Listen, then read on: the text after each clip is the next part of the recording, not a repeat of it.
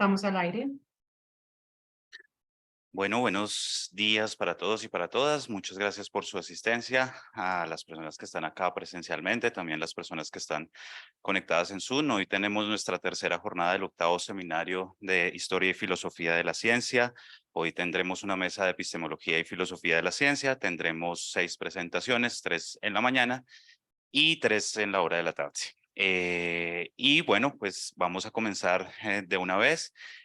Nuestra primera ponencia está a cargo de Dayan Flores de la Universidad de Caldas y de la Universidad Nacional de Colombia de la sede Manizales, quien nos va a presentar su ponencia, la estructura epistémica del conocimiento tecnológico. Entonces, bueno, muchas gracias, Dayan, por aceptar la invitación y tienes la palabra. Buenos días para todos y para todas. Gracias a ti, Ángel, por la organización del evento. Sé que cuando los filósofos nos embarcamos en este tipo de actividades, lo hacemos sobre todo con el cariño de reunir a muchos de nuestros colegas. Realmente yo diría que esa es como la principal motivación para someternos a estas jornadas a veces que resultan tan desgastantes y sobre todo en las instituciones públicas en las que, como bien saben todos, estamos estrenando unos sistemas de contratación que han hecho del inicio del semestre algo bastante complejo. Y bueno, eso fue lo que impidió fundamentalmente que pudiera estar allá de cuerpo presente en la Universidad de Antioquia, que es un espacio que me gusta tanto. Bueno, hoy les voy a presentar, digamos, un primer borrador de un trabajo que estoy preparando con la Red Colombiana de Filosofía de la Tecnología. Esta es una red que realmente tiene poco tiempo de conformación en Colombia, pero pues obviamente yo celebro que cada vez haya mejor disposición para abordar los problemas que surgen a partir del desarrollo tecnológico. A mí particularmente me han interesado los problemas concernientes a la epistemología y entonces encuentro que la epistemología contemporánea, bueno, la epistemología contemporánea y por supuesto también la epistemología clásica, ustedes van a ver que hay por supuesto todavía un fuerte influjo de la teoría canónica de Platón en buena parte de las reflexiones que voy a adelantar, sirven para iluminar precisamente la estructura del conocimiento tecnológico. Hasta hace solo un par de décadas atrás, los filósofos comenzaron a considerar que realmente la tecnología era una forma genuina de conocimiento. Entonces, voy a proyectar mi presentación, se los voy a compartir. Creo que dispongo de 30 minutos, Ángel, ¿cierto?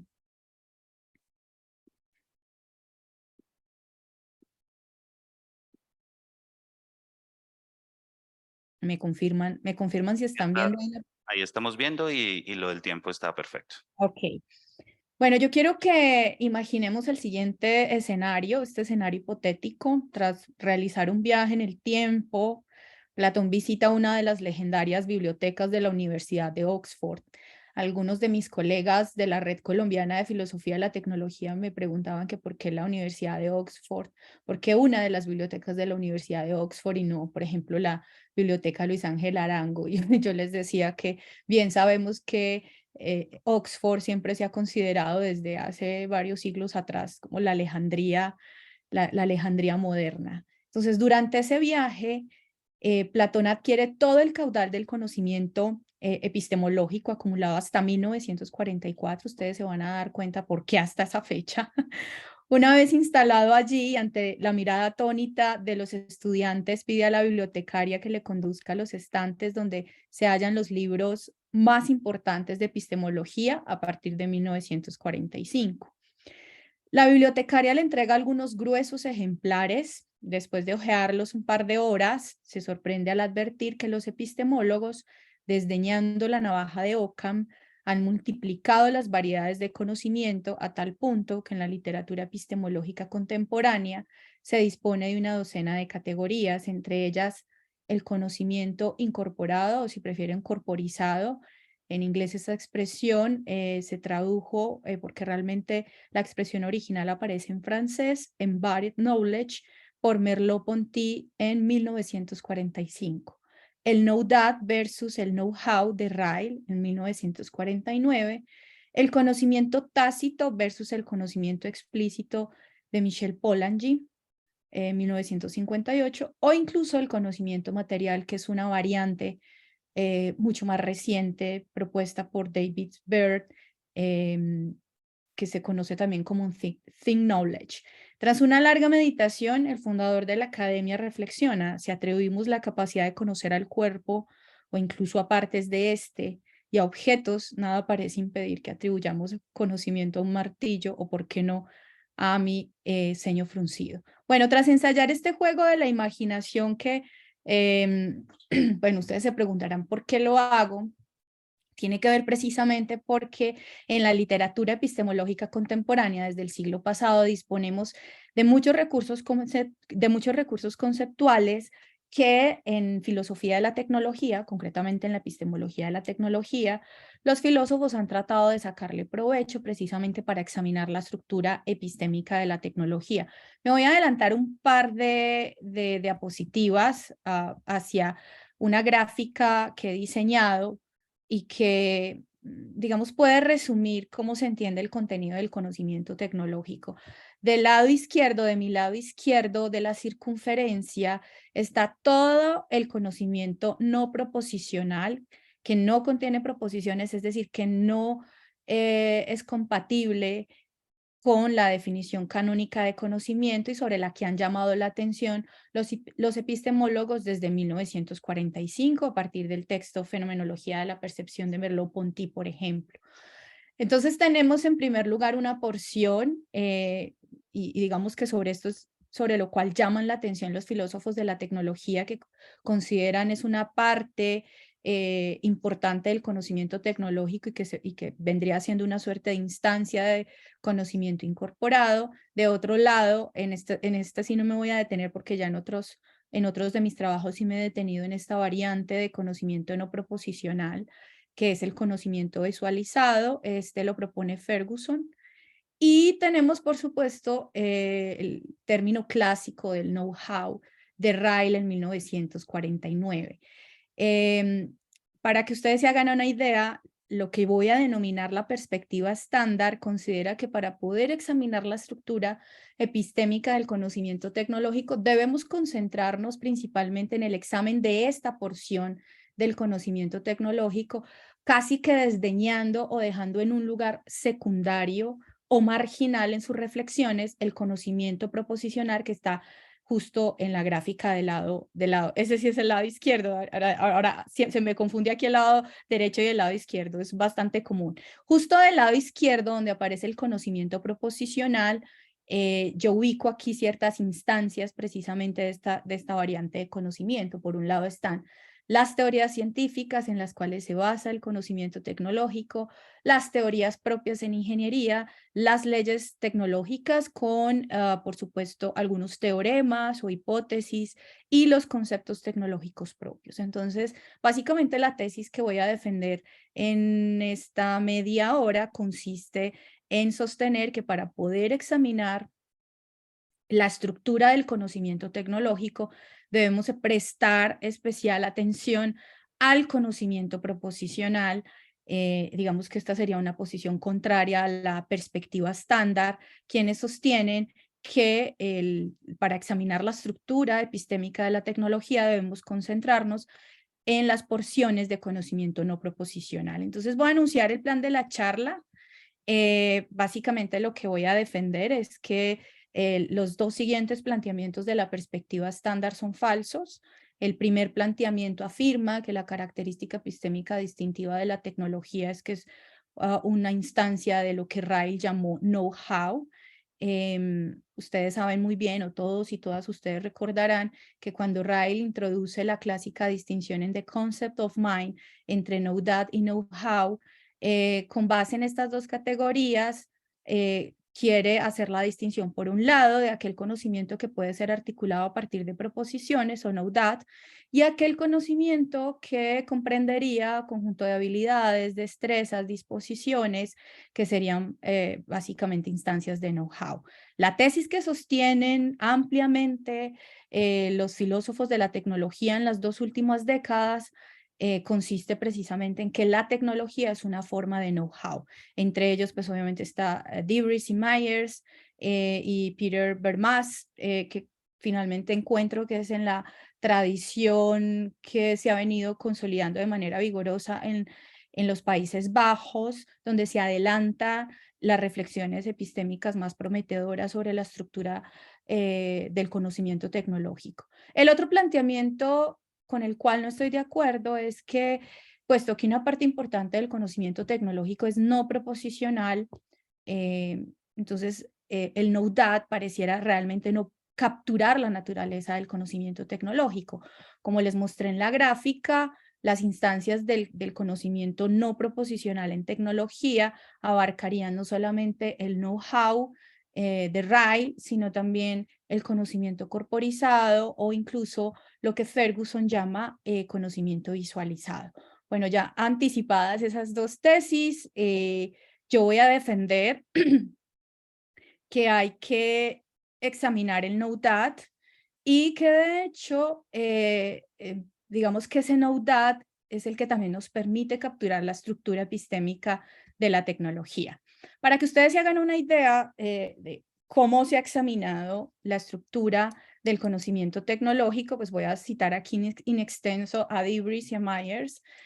Ambos sostienen en un texto relativamente corto, por no decir minúsculo, para lo que estamos acostumbrados a leer en filosofía, pues es un texto como de unas 4 o 5 páginas, sostienen lo siguiente. Technological knowledge is partly expressed in non-propositional ways. El conocimiento tecnológico está parcialmente expresado de modos no proposicionales.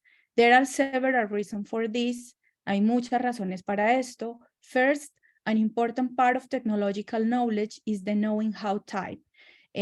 Una parte importante del conocimiento tecnológico es del tipo del saber cómo, ¿sí? Que Ryle introdujo en su libro El concepto de lo mental en 1949. Y Ryle introdujo este término para indicar el conocimiento que instancia habilidades y que no puede ser completamente expresado o capturado, ¿sí? Como que se resiste a la articulación proposicional. Después dan este ejemplo, knowing how to hammer a nail into a piece of wood, saber cómo, por ejemplo, martillar una puntilla en un pedazo de madera. Y después dicen, often that sort of knowledge remains tacit. Entonces después pasan del know-how, que correspondería a un conjunto de habilidades, destrezas, disposiciones en la literatura epistemológica contemporánea. De hecho, es mucho lo que se ha debatido sobre cuál es realmente la posición de Ryle sobre cómo explicar esa teoría del know-how. De hecho, yo no me voy a detener en esa discusión de si, por ejemplo, el know-how es una manera de know that, que es una discusión que se da en los debates epistemológicos contemporáneos, o incluso cuál podría ser una teoría explicativa exitosa del knowing how. Después ellos pasan a un tipo de conocimiento que fue acuñado por Polanyi y bueno, sostienen que ese tipo de conocimiento permanece tácito, conocimiento tácito. Polanyi lo define como una variante de conocimiento que está encarnado en las personas y que es difícil de transferir a otras personas. Y bueno, terminan con Ferguson, con quien no me voy a meter por lo pronto porque ya lo he hecho en el pasado y también por cuestiones de tiempo. Pero entonces me he permitido citar aquí en extenso este pasaje precisamente para mostrarles cómo consideran ellos que se debe capturar o a qué variantes de conocimiento debemos dirigir nuestra atención en el análisis epistemológico. Aquí están entonces las variantes, el conocimiento incorporado, las habilidades y bueno, voy a comenzar con el primero para mostrarles que hay distintas teorías en la literatura para explicar el conocimiento incorporado. Yo de hecho no voy a no voy a criticar la tesis de que hay conocimiento incorporado o conocimiento encarnado. No voy a discutir que hay estas variantes de conocimiento. Lo que voy a discutir es que estas sean características o más bien que estas sean privativas del conocimiento tecnológico o que sean exclusivas del conocimiento en ingeniería. Fue Merleau-Ponty quien acuñó este término en fenomenología, Phenomenology of Perception, y con base en sus reflexiones podríamos considerar que una instancia de conocimiento corporizado, porque uno de los ejemplos favoritos de Merleau-Ponty es el conocimiento que tienen, por ejemplo, en nuestras manos al teclear. Una vez nosotros aprendemos y esto se vuelve, digamos, un hábito mecánico, nosotros no tenemos que prestar ni siquiera atención a la ubicación de las teclas en la máquina de escribir o en el computador. Lo mismo podríamos pensar, por ejemplo, anoche que veía una película y que veía cómo los chinos o en general las personas de Oriente que comen con los palillos tienen esa habilidad particular para manejarlos. Nosotros en Occidente pues realmente nos cuesta mucho, incluso por mucho que sucumbamos a la tentación de comer la comida china u oriental en general con los palillos, pues nos cuesta mucho. Entonces es interesante porque en esta variante del conocimiento es el cuerpo mismo el que conoce, entonces digamos que se controvierte la tajante distinción cartesiana entre cuerpo y mente, incluso alguna parte del cuerpo es el que sabe. ¿Qué características tiene este conocimiento? Que no es consciente, no es resultado de la deliberación. Hay que pensar, por ejemplo, en el caso de las manos que teclean, que no es en el momento del aprendizaje, porque cuando estamos aprendiendo sí que se requiere como una concentración y atención especial en el proceso mismo, pero una vez uno adquiere la habilidad, las manos se van deslizando por las letras, incluso podríamos hacerlo con los ojos cerrados. Entonces, X no es consciente, no es el resultado de la deliberación, por supuesto es una instancia de conocimiento no proposicional, es decir, eh, no es necesario articularlo a partir de proposiciones. Eh, bueno, por supuesto que sobre esta base uno podría preguntarse si hay algo así, si hay algo así como una instancia de conocimiento corporizado en la tecnología. Y mi posición es que ojalá no haya algo así. Pensemos, por ejemplo, en una de las actividades arquetípicas de la tecnología, que es diseñar. Una de las actividades propias de la tecnología y de los ingenieros y de las ingenieras es diseñar. Una manera de rechazar este llamado que hacen Dibris y Myers de que hay que concentrarse incluso en instancias de conocimiento que son incorporadas o encarnadas para poder revelar la estructura del conocimiento tecnológico, creo que es un llamado que incluso me parece peligroso porque el diseño, no hay nada más deliberado que el diseño. Es decir, el diseñar en ingeniería es producto de la deliberación racional. Diseñar en ingeniería es producto de la investigación racional, que incluso exhibe un procedimiento algorítmico muy similar al que se emplea en la ciencia. Entonces, sobre esta base, pues básicamente lo que yo quiero rechazar es precisamente esta idea de que no estoy rechazando, no estoy, digamos, o sea, concedo que hay instancias de conocimiento corporizado, incluso por supuesto en los animales. Obviamente esta es una posición que se alejaría de la vieja tradición filosófica platónica. Sin embargo, resulta difícil identificar instancias de este tipo de conocimiento en el dominio de la ingeniería, que es una subárea de las tecnologías, porque el diseño, que es una de las actividades características de la tecnología, es producto de la deliberación racional. Ni siquiera los descubrimientos serendípicos satisfacen esta condición, es decir, los descubrimientos en ingeniería, en tecnología, son el resultado de una laboriosa deliberación. Entonces, bueno, sobre esa base rechazo el que tengamos que atender con especial cuidado esta instancia de conocimiento. Hay otra teoría del conocimiento corporizado que se conoce como la teoría de los affordances de Gibson. Es una teoría bastante particular, rinde muchos frutos para examinar, pues no solamente variantes provocadoras en ciencias cognitivas sobre la teoría de la mente extendida, sino también cómo se hace vínculo entre percepción y acción. Entonces, Ejemplos característicos de affordances gibsonianos sería, por ejemplo, el que el suelo mismo me abre un espacio de posibilidades, por ejemplo, para caminar, ¿no? Otra persona podría decir, el suelo mismo me abre espacio de posibilidades como, no sé, si tengo el corazón roto para tirarme al suelo y echarme a llorar. O la silla, este es digamos otro de los ejemplos también característicos de los affordances, me abre el espacio de posibilidades para poderme sentar en ella. Esta es la posición de Gibson, entonces una manera de caracterizar este tipo de conocimiento sería decir algo como esto: X es una instancia de conocimiento corporizado, si solo si X es un objeto, como en el caso del piso o de la silla, que posibilita, le ofrece o le permite al sujeto Y realizar N acciones. No podemos perder de vista que los affordances gibsonianos son además prereflexivos, incluso casi que preintencionales.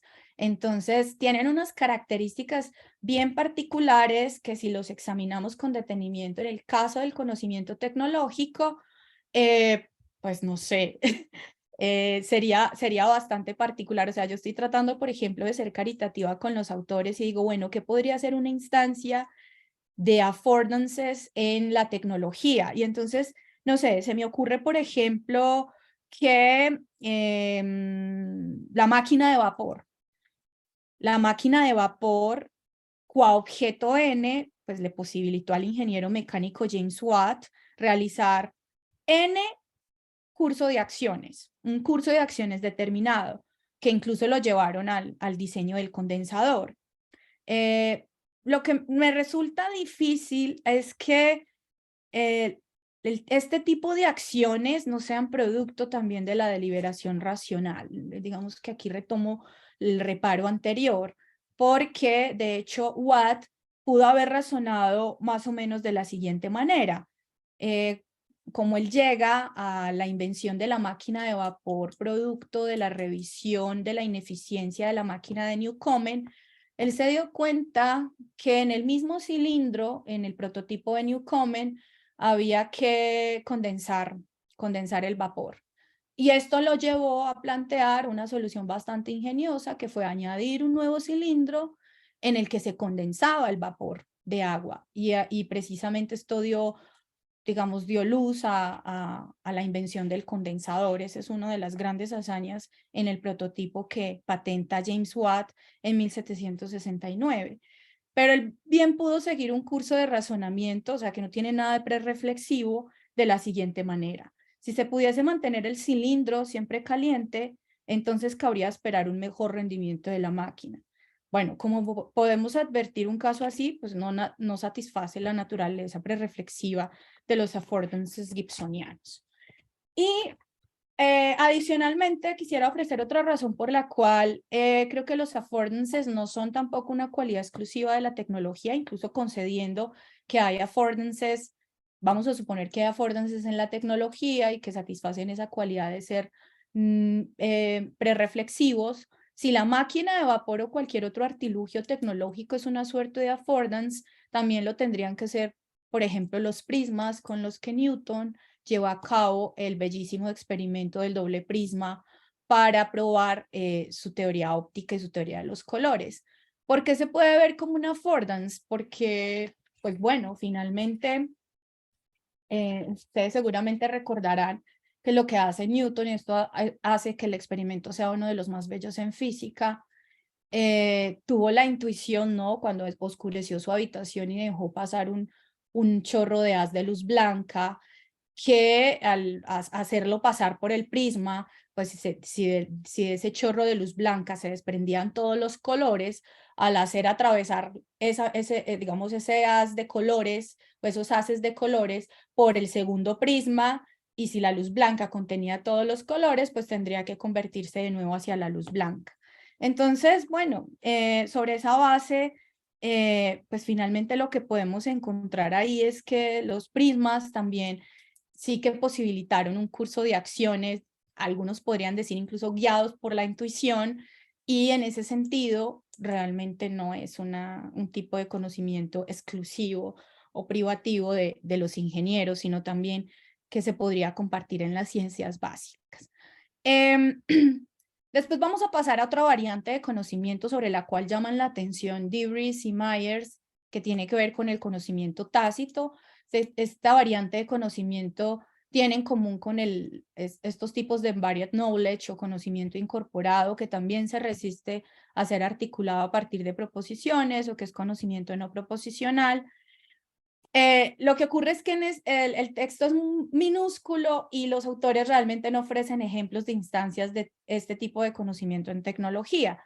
Uno, haciendo el ejercicio de aplicación del principio de caridad, uno podría tratar de buscar instancias de conocimiento tácito en tecnología, y lo más cercano, pues obviamente leyendo distintos textos recientes sobre filosofía de la ingeniería, es la intuición. En ingeniería, la intuición se entiende como la capacidad de reconocer soluciones adecuadas. El asunto es que la intuición así operando no se distingue radicalmente de la intuición, por ejemplo, filosófica, porque la intuición también opera en la filosofía para la solución de problemas filosóficos o para advertir problemas filosóficos, y lo mismo ocurre también en el dominio de las matemáticas. Entonces,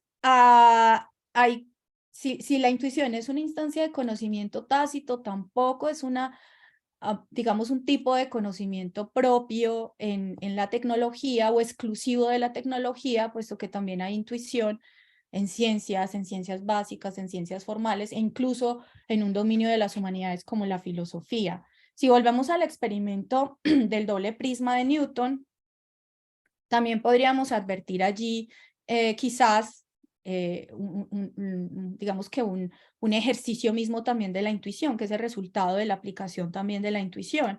Y uno podría preguntarse, ¿qué intuye, por ejemplo, Newton en el experimento del doble prisma? Que si el haz de la luz blanca contiene todos los colores, pues tal y como lo exhibió el paso del chorro de luz por el primer prisma, una vez hiciese pasar todos los colores por el segundo prisma, pues estos tendrían que transformarse de nuevo en un chorro de luz blanca. Y bueno, voy a pasar a las últimas variantes. Creo que me estoy pasando un poquito de tiempo, pero ya con esto cierro, que son instancias de know-how. Cuando buscamos instancias arquetípicas de know-how, en ingeniería, por ejemplo, que es una subárea de la tecnología, se suele pensar principalmente en la capacidad. Perdón, en la creatividad. Pero la creatividad es la capacidad, o sea, se puede definir como la capacidad de producir no solamente artefactos, sino también ideas que sean nuevas, sorprendentes y valiosas.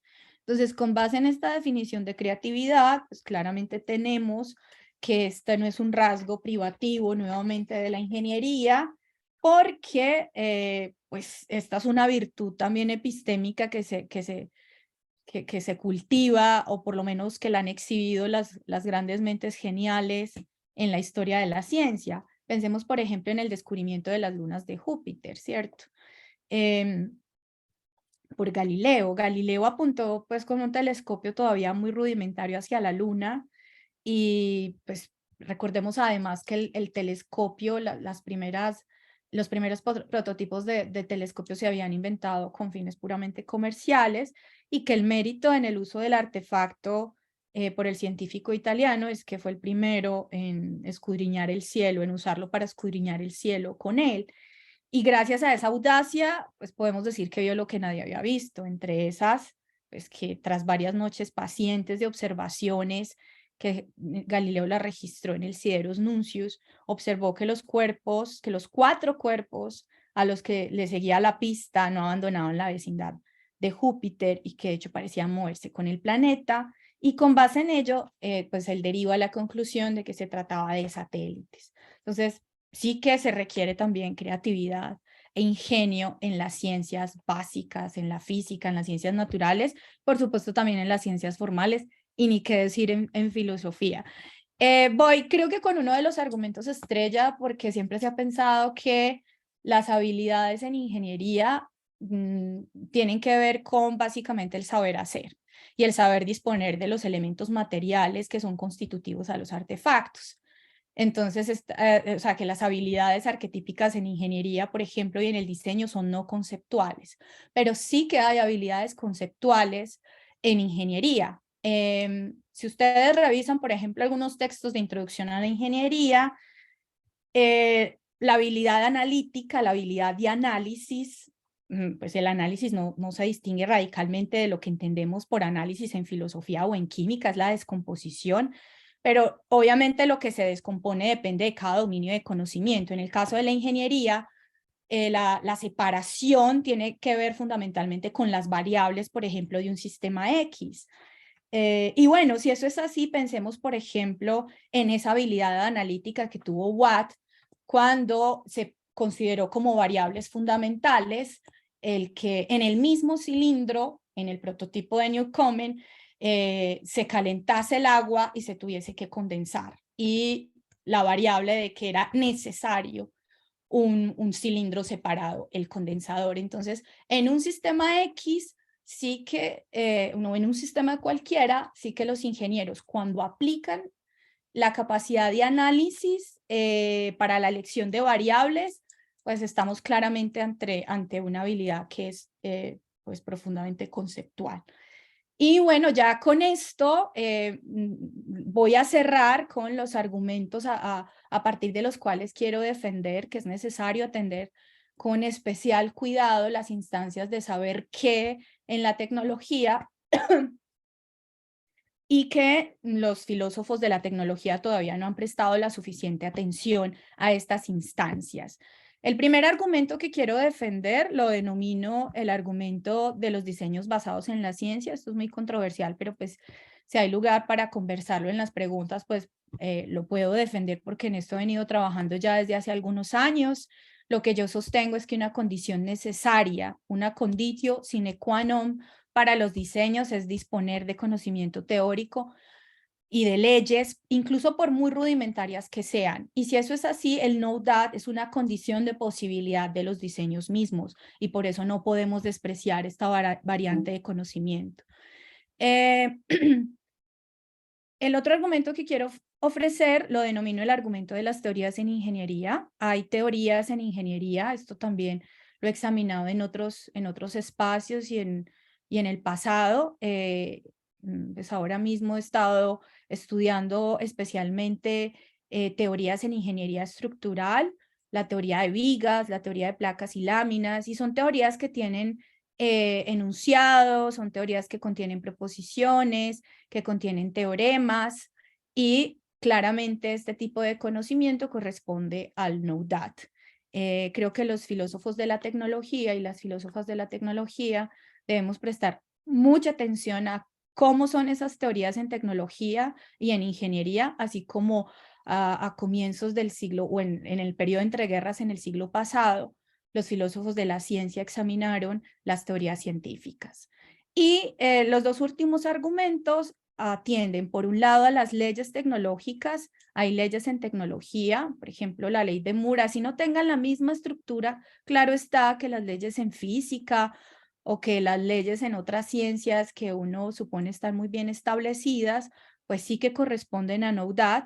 Y por supuesto, los conceptos. Esto es algo que ha sí capturado toda mi atención en el último año. Creo que en los 2 últimos años las investigaciones que he venido adelantando en filosofía de la tecnología están dirigidas precisamente a examinar la naturaleza conceptual de la ingeniería, cuáles son los conceptos propios, entre ellos, por ejemplo, el concepto de hormigón, incluso los cambios semánticos que tienen lugar también en ingeniería, cómo eso puede revelarnos parte también de la estructura, del cambio y el progreso en ingeniería.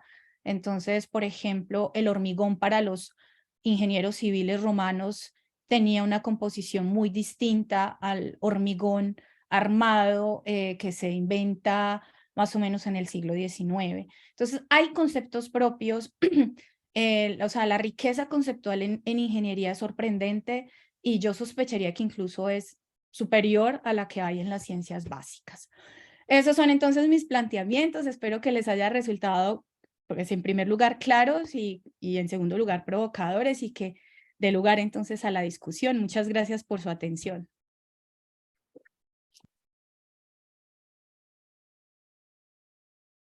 Vale, muchas gracias, Dayan, por tu presentación. Abrimos entonces un espacio para preguntas. Uno, dos, tres. Hola, Ian, ¿cómo estás? Muchas gracias. Me gustó mucho la presentación. Tengo una pregunta que va en relación con la identidad propia de la estructura epistémica del conocimiento tecnológico. Lo digo porque he estado siguiendo un poco la tradición ibérica sobre el conocimiento técnico y allí se intenta separar un poco lo que es el conocimiento técnico y práctico, el conocimiento tecnológico y el conocimiento científico, y hacer una separación entre, o sea, diferenciar que el conocimiento tecnológico no es simplemente conocimiento técnico con, digamos, instrumentalización de la ciencia. En ese sentido, no he podido captar en lo que nos presentaste cómo se diferencia. Lo digo porque según Quintanilla y López Cerezo, pues ellos mencionan que el conocimiento técnico o el conocimiento práctico pues es tácito, explícito, es una expresión del know-how, y en ese sentido, pues si nos vamos al conocimiento tecnológico en cómo lo expresas, es un tipo de eso, más el uso de teorías científicas o el uso de materiales que vienen de teorías científicas. Entonces me parece como que no capto todavía la identidad propia del conocimiento tecnológico, que no sea simplemente el uso o la combinación del conocimiento técnico y el conocimiento científico. Ya. Bueno, si te sigo bien, claro, tú mencionas a dos pensadores que son clave y a quienes he disfrutado mucho también estudiar, que son el profesor Quintanilla y López Cerezo. De hecho, el profesor Quintanilla sostiene que digamos que entre las variantes de conocimiento tecnológico está el conocimiento operacional. Entonces se distingue entre el conocimiento operacional versus el conocimiento declarativo. Entonces, sigámosle sumando más variantes de conocimiento a esa larga lista con la que se encuentra Platón en ese juego imaginario del viaje en el tiempo, ¿no? Eh, hay conocimiento, digamos que hay conocimiento práctico en tecnología, si se entiende como una instancia de saber cómo, pero también lo hay en ciencia. Es que yo creo que perdemos de vista porque tenemos, no sé, como el peso de la larga tradición filosófica que ha considerado que la ciencia es una actividad fundamentalmente contemplativa. Y entonces no podemos perder de vista que la ciencia es una práctica, que la ciencia es una actividad compleja, como lo es la tecnología. Ahora, por supuesto, aparece el problema de, bueno, ¿sobre qué base entonces vamos a distinguir ciencia y tecnología, teniendo en cuenta que en tecnología también hay teorías? Y teorías propias y teorías formuladas por ingenieros, porque no son teorías prestadas o teorías parasitarias de las ciencias. Tiene que ver fundamentalmente con los propósitos cognitivos. Esto puede sonar como una verdad de perogrullo, pero yo creo que por ahí está la pista, porque como en la tradición filosófica de la ciencia nos han enseñado que lo característico de la ciencia es que es una actividad teorizadora versus la tecnología, que es una actividad encaminada al diseño y a la creación de artefactos. Entonces podemos terminar con una imagen tremendamente distorsionada de ambas actividades. En tecnología también hay teorías que son el resultado de la investigación racional, porque olvidamos además también que en tecnología se investiga, y no solamente hay investigación, sino que hay experimentación, hay simulaciones, hay cálculos. O sea, es súper parecida la tecnología a las ciencias básicas, a lo que se ha denominado ciencias básicas o ciencias puras. La diferencia estriba básicamente en el propósito cognitivo, y por supuesto, si queremos ir más lejos con los filósofos, porque finalmente la filosofía es una actividad también normativa, el ideal regulativo. Entonces, pues podríamos decir, mientras que el ideal propio de la ciencia, digamos desde la perspectiva popperiana, es la verdad, en la tecnología, el ideal normativo, el ideal regulativo universal tiene que ser el bienestar de los seres humanos. Algunos confunden ideal con mecanismos. Por ejemplo, muchos dirían que el mecanismo que explica el progreso en tecnología es la eficiencia, mientras que los mecanismos que explican el progreso de la ciencia, pues varía también según los compromisos filosóficos. Si uno va a una teoría como la de Popper, los mecanismos que explican el progreso en la ciencia pues involucran la falsabilidad, la corroborabilidad, la contrastabilidad. Es decir, para responder a esta pregunta de qué diferencia la ciencia de la tecnología, sin lugar a dudas hay que asumir compromisos filosóficos sustanciales. Yo diría que una manera de buscar esa distinción entre ciencia y tecnología es por el propósito cognitivo, mientras en ciencia todavía tenemos ese deseo, abrigamos ese deseo por revelar los misterios de la naturaleza. En la tecnología se hace fundamentalmente, incluso cuando se formulan teorías, se hace con el propósito de aplicar y de hacer. Entonces los propósitos cognitivos ahí son realmente distintos. Y en lo que atañe propiamente el conocimiento técnico, esa es una pregunta bastante difícil, pero yo creo que curiosamente, pese a que hay más reflexiones hoy en el siglo XXI sobre la naturaleza epistémica de la tecnología, estos conceptos siguen estando muy empantanados, o sea, no disponemos de una distinción tan clara entre conceptos básicos como técnica y tecnología. Y pareciera, ¿no? Por el ejemplo que ofrecieron en el pasaje que les presenté in extenso de Debris y Myers, que realmente terminan es por confundir la técnica con la tecnología, porque el ejemplo que ellos ofrecen es a una instancia de saber cómo es saber clavar una puntilla en un trozo de madera, o sea, como el trabajo característico que hace, por ejemplo, un carpintero. Y muchas de sus reflexiones me hacen pensar que realmente lo que tienen en mente es más el conocimiento técnico. Y hay que distinguir entre técnica y tecnología. Esto no lo he explorado con mucho detalle porque yo me he concentrado más en la tecnología, pero sospecho que el saber, el conocimiento técnico queda bien capturado por el saber cómo, mientras que el conocimiento tecnológico requiere tanto el saber qué como el saber cómo, si vamos a echar mano de estas, digamos, de este repertorio conceptual que nos han dejado los filósofos, los epistemólogos del siglo XX. Y no perder tampoco de vista, por ejemplo, que la tecnología subsume a las técnicas en última instancia, o sea, que las técnicas, muchas técnicas, no voy a decir que todas, pero sí, muchas técnicas hacen parte de la tecnología, porque es que tenemos como también la idea de pensar que como que la técnica es muy antigua, y en efecto lo es, incluso es más antigua que la ciencia, pero que entonces es resultado de nuestra indigencia biológica, como lo diría Ortega y Gasset. Entonces tenemos la técnica que tiene unos 3.000 millones de años versus la ciencia que tiene 2.500 y que entonces se queda allí, ¿no? Hay técnicas antiguas, también hay técnicas contemporáneas y de hecho buena parte de los inventos, o sea, los ingenieros no solamente inventan artefactos, también inventan técnicas.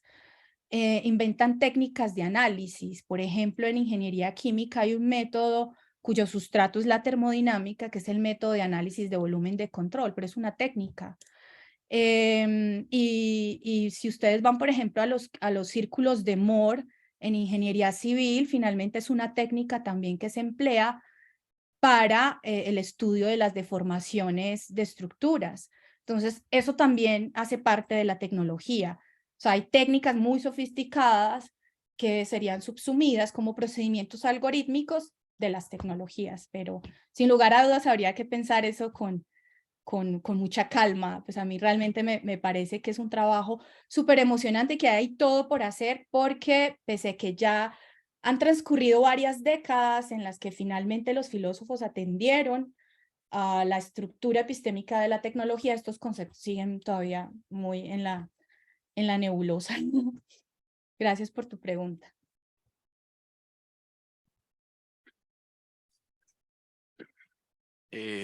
Buenos días, Dayan. Carlos, ¿cómo estás? Muchas gracias por la charla. Me voy con muchas ideas para explorar, con cuidado. No voy a hacer propiamente una pregunta, sino voy a sugerir una vía de argumentación o de exploración. Yo mismo tengo dudas, pero es para sugerir abrir una puerta para exploración. ¿En relación con qué? En relación con uno de sus argumentos que tenía que ver con los affordances, señalaba que si un artefacto como la máquina de vapor funge como un affordance, entonces tendríamos que aceptar que el prisma de Newton es un affordance. Y si entiendo bien el argumento, lo que Dayan quiere sugerir es que sería muy extraño que viéramos el prisma de Newton como un affordance, luego es mejor poner en duda la posibilidad de que los artefactos tecnológicos lo sean. Entonces, mi sugerencia de puerta de exploración es la siguiente. El argumento parece convincente cuando uno piensa en la interpretación que Newton daba del experimento del prisma. Pero o sea, mi recomendación es, ¿por qué no ojear la manera como Goethe exploraba el caso del prisma? Que Goethe le parecía efectivamente un experimento maravilloso con una interpretación desastrosa. Le parecía que la interpretación de Newton era desastrosa. Y es desastrosa precisamente por razones que le atraerían mucho a Gibson o a los defensores de los affordance, porque el color para Goethe no está allá afuera en el mundo, no está en la luz ni siquiera, sino que el color tiene que ver incluso con la resistencia de la conciencia cuando recibe luz. Entonces, así como usted ha presentado el asunto, claro, a uno le parece sorprendente que el prisma de Newton sea un affordance, pero si se lee a la luz de la crítica que Goethe le hace, es perfectamente natural. Entonces, si esta vía de exploración funciona, una de dos, o cambia o nos explica mejor por qué debíamos sorprendernos que el prisma sea un affordance, o busca otro ejemplo. Ujú. Muchas gracias, Carlos, por tu sugerencia. Bueno, realmente quizás no me hice entender lo suficiente. Realmente lo que quería sostener era que si la máquina de vapor, si podemos considerar a la máquina de vapor como una instancia de affordance gibsoniano, pues también lo tiene que ser los prismas. Y bueno, incluso tendría que pensar en otros artilugios, en otros artefactos eh, que sirven, ¿por qué no incluso también en el telescopio galileano, para los experimentos en la ciencia? Y precisamente lo que quería mostrar era eso, porque como el planteamiento de la perspectiva estándar es que tenemos que revisar, si queremos un examen de la estructura y sobre todo un examen exitoso de la estructura epistémica de la tecnología, es que revisemos con atención el contenido no proposicional, como les decía, casi que a desprecio del contenido conceptual de la tecnología. Entonces, aunque no mencionan a Gibson directamente, o sea, ya aquí lo que estoy tratando de hacer es, bueno, tomémonos en serio esa afirmación de que hay embodied knowledge o conocimiento encarnado o incorporado en tecnología y qué podría ser una instancia de conocimiento corporizado en tecnología. Entonces, aquí estoy, digamos que incluso forzando, ¿no? Bastante el principio de caridad y entonces digo, bueno, voy a conceder que quizás la máquina de vapor es una instancia de affordances en tecnología, pero si lo es la máquina de vapor, lo es el prisma. Y entonces este no es un conocimiento o una instancia de conocimiento característico de la tecnología, porque también lo está en la ciencia básica. Pero claro que me daría muchas luces también echar un vistazo a lo de Goethe, claro que sí, muchas gracias. Buenos días, Dayan. Muchas gracias por tu presentación. Me encantó la claridad y qué pesar que no estés aquí entre nosotros. No, mi pregunta, digamos, es muy básica. Yo, en tus ejemplos, yo creo que, digamos que el mensaje que tú nos traes es muy importante, es que no hay que descuidar el know that en todas estas discusiones de conocimiento tecnológico. Y yo creo que pues hay que estar de acuerdo en eso, pues porque no todo es know-how. Pero la duda que yo tengo es que en tus ejemplos yo siento que hay como dos contextos. Está el contexto de la creación del artefacto y está el contexto del uso. Y yo siento que estos autores que has estado citando, yo no los he leído todos, pero yo en la forma en que siento que ellos lo hacen, es en el contexto de uso, ¿cierto? Es en el momento en que yo uso el artefacto tecnológico. Tú ponías el ejemplo del diseñador. eh, yo no tengo que tener un gran conocimiento de cómo funciona el artefacto, cómo fue diseñado, exactamente cuál es el algoritmo que lo hace funcionar, sino que yo tengo un know-how de cómo manejar el aparato. Entonces yo pensaría que tu argumento funciona muy bien en el contexto de creación de artefacto, claro, el que construye el artefacto tiene que tener un conocimiento, como tú dijiste, del diseño, del propósito, de qué buscamos con el aparato, pero en el momento de usarlo, yo creo que ahí es donde ellos quieren poner el énfasis, es que para usar los aparatos tecnológicos no siempre tengo que tener un conocimiento tan profundo de qué es o cómo funciona o exactamente su forma. No, de acuerdo contigo, Santiago. Pues obviamente por limitaciones del tiempo, no pude llamar la atención sobre, digamos, dos vías que se toman en la literatura epistemológica para examinar el conocimiento o la estructura del conocimiento en tecnología y el conocimiento técnico. Claro, aquí hay que distinguir entre el conocimiento que tienen quienes diseñan, que son los ingenieros, las ingenieras, y por supuesto los usuarios. Y de hecho es bien curioso porque, digamos, en mi ponencia escrita, sí llamaba la atención sobre eso. Entonces afirmo algo como esto, por supuesto en el dominio de las técnicas y digamos, en el dominio de los usuarios, que terminan, pues, por supuesto, poseyendo ese tipo de conocimiento sobre el cual llamaba la atención respecto a la primera pregunta, sí que pueden abundar instancias de conocimiento corporizado. Pensemos, por ejemplo, en la técnica del grabado al buril. Requiere habilidades tales como dibujar excavando líneas sobre una matriz de metal, ayudándose exclusivamente con el buril, ejercer una fuerte presión en el metal, de suerte que la incisión realizada provoque que se aloje en ella una mayor cantidad de tinta. Entonces, claro, hay que distinguir, y eso creo que lo hace muy bien Quintanilla, que fue uno de los autores que mencionó, quien hizo la primera pregunta. Distingue claramente entre el conocimiento que tienen los diseñadores y el conocimiento que tienen los usuarios. Incluso pues uno tendría que, por intuición, no sospechar que es distinto el conocimiento que tiene que tener un ingeniero o una ingeniera aeronáutica al conocimiento que tiene, por ejemplo, el piloto. Y bueno, yo sí estoy contigo en que, o sea, concedo perfectamente que en el uso de técnicas, los usuarios de las técnicas sí que pueden exhibir o podemos encontrar allí distintos ejemplos que sean genuinas instancias de conocimiento corporizado. Y quizás eso sirva también como para detenerme a pensar, ¿no? en la resistencia que tengo inicialmente de que haya ese tipo de instancias en el conocimiento tecnológico. O sea, yo concedo que las hay en el conocimiento técnico. Y dentro del conjunto de sujetos cognoscentes que tienen este conocimiento, pues están los usuarios. Y dentro del conjunto de quienes poseen el conocimiento tecnológico están los diseñadores. Los diseñadores, las diseñadoras sí tienen que tener no solamente el know-how, sino también el know-that.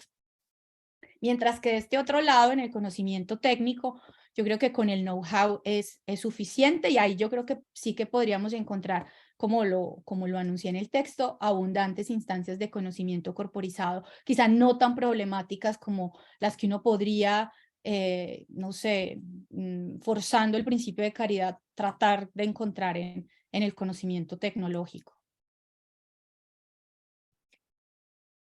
Dayan, muchas gracias por tu presentación y digamos, me puso a pensar un montón de cosas, y hay dos que se me ocurren que quisiera que tal vez conversáramos un poco más, aunque tenemos poco tiempo. Y la primera es a propósito de esa distinción entre ciencia básica e ingeniería, digamos que funciona como de manera relativamente rígida, al menos en los ejemplos, y supongo que es también por asunto digamos, de la economía de la presentación, pero me quedé pensando también en el caso de Newton, en el caso de los prismas, y claro, ahí hay un experimento, ahí hay un saber de la óptica, ahí hay unas expectativas, digamos, geométricas a partir del experimento cartesiano, pero también hay un saber técnico, ¿verdad? Newton tiene problemas en encontrar los cristales específicos y tiene que buscar proveedores singulares para obtener los resultados que él espera obtener según su saber, y eso es parte del gran problema de la replicabilidad de ese primer asunto de la óptica. Pero traigo esto a colación porque creo que tal vez esa distinción en estudios concretos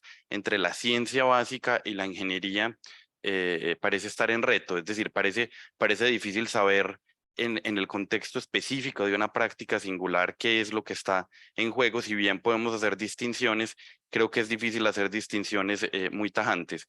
Y eso lo conecto entonces con la segunda parte, y es que mencionaba sobre todo en la respuesta a Yair, que la ciencia es una práctica que es muy importante y creo que está a la base de tu argumento, y eso supone también que hay una distribución de las tareas cognitivas que va en línea con lo que decía Santiago. Entonces, no todos los ingenieros hacen lo mismo, no todos los científicos hacen lo mismo, y habrá en ese espectro de las actividades algunos que estén más cerca de lo material y otros menos, lo mismo que en el caso de la ingeniería, ¿verdad? Y entonces yo pensaba en el caso de alguien que caracteriza un material, que es una actividad típicamente, digamos, ingenieril, tecnológica, opera una técnica, la microscopía, para producir conocimiento técnico, el conocimiento de un material, si bien hay un montón de ciencia básica supuesta aquí o allí. Y en esa operación, en la operación, por ejemplo, de la microscopía, hay un montón de conocimiento material, de leer señales, de entender, de reaccionar, digamos, intuitivamente ante ciertos estímulos y saber si la máquina está calibrada o no, que no necesariamente es conocimiento proposicional, ¿verdad? Porque no necesariamente digo, tengo este resultado, ergo la máquina está descalibrada, sino que es un asunto no lingüístico. Entonces, esas dos cosas, la distinción, digamos, ciencia básica, ingeniería, y como una distribución de las tareas cognitivas al interior de las prácticas que tal vez puedan permitir matizar un poco los argumentos y pensar tal vez en el rango de un espectro más que de la oposición que te puede llevar a ciertos dilemas. No, me encanta esa idea que me sugieres de la distribución de las tareas cognitivas y digamos también de la aceptación de la división del trabajo científico en ciencias básicas y en ciencias aplicadas. Como bien lo señalas, ha habido ingenieros más cerca del trabajo teórico, como Mindlin y Risnin, que hacen contribución, o Timoshenko, el ingeniero ucraniano, que es quien hace una versión contemporánea de la teoría de vigas, formulada inicialmente por Euler.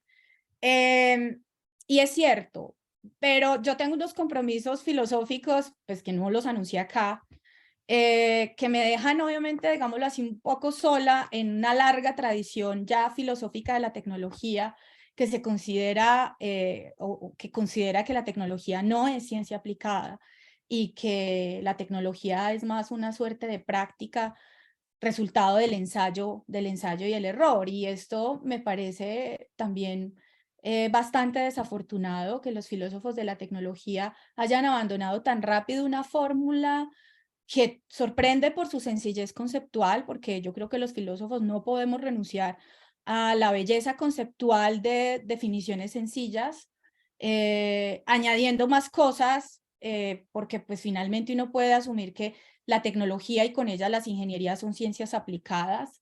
De hecho, muchas de las ingenierías en Colombia se definen así. Si ustedes buscan, por ejemplo, la definición de ingeniería química, tal y como aparece en la Universidad Nacional de Colombia, en la sede Manizales, aparece como una ciencia aplicada que aplica conocimientos provenientes de la física, la química para la transformación de materias primas.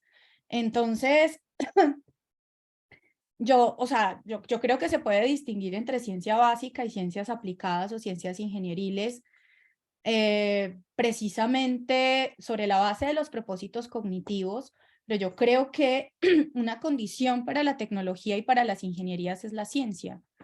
Esa es una condición necesaria. Esto es muy controversial porque, como en la literatura, sobre todo en la literatura histórica, se echa mano del caso emblemático o paradigmático de la invención de la máquina de vapor.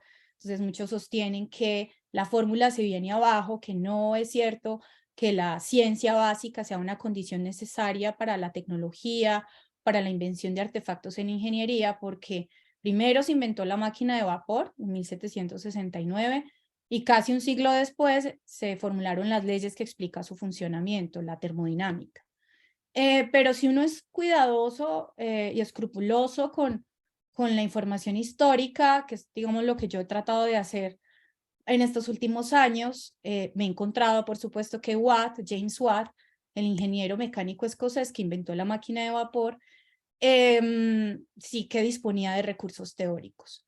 No, digamos que de recursos teóricos quizá para nosotros muy rudimentarios, más rudimentarios que la misma teoría del calórico, pero sí que disponía de una teoría. En la historia de la termodinámica, antes de la teoría del calórico se defendió y la defendieron Watt y Black, la teoría material del calor. Entonces, yo sí que creo que las ciencias básicas pueden proporcionar conocimiento a las ciencias aplicadas.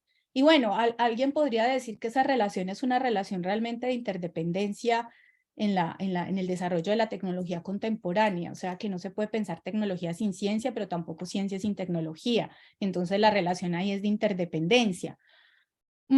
Quizás se podría ver también así, no sé, porque si uno piensa también en términos históricos, yo sostendría, no es posible la tecnología sin la ciencia, pero sí ha sido posible la ciencia sin tecnología, como lo vimos con la ciencia griega. Pero bueno, no sé si respondo a tu pregunta. Yo lo que hice fue tomar como atenta nota de tus sugerencias, que también me parecieron muy valiosas. Muchas gracias. Bueno, agradecemos nuevamente a Diane por su presentación y continuamos entonces con nuestra próxima ponencia. Entonces, muchas gracias, Diane. Gracias a ti, Ángel. Un abrazo.